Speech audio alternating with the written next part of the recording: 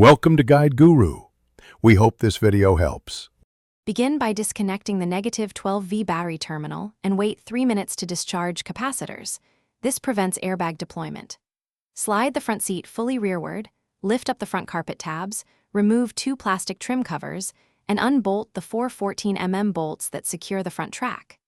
Tilt the seat forward, locate and unplug the yellow airbag connector and the 2 black electrical harnesses, then lift the seat straight up and out. A front seat weighs about 42 lb and may require 2 people to remove safely. For middle row seats, first fold the seatbacks flat and remove 2 12mm bolts at the base hinge to free the back. If you have removable captain seats, slide them fully forward, remove the 6 10mm bolts holding the floor rails, and disconnect the single wiring harness under the seat. For the removable bench, retract the seat belts, remove the 4 14mm fasteners at the bench front, then lift the entire bench straight up and out. Have a second person assist for the combined bench weight. When reinstalling, position the seat on the rails, hand thread bolts, then torque to factory specs.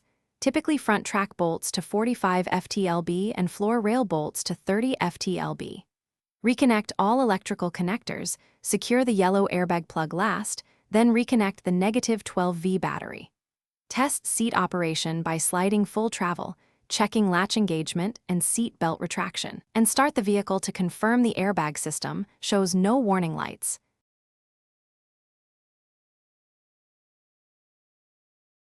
Thanks for watching.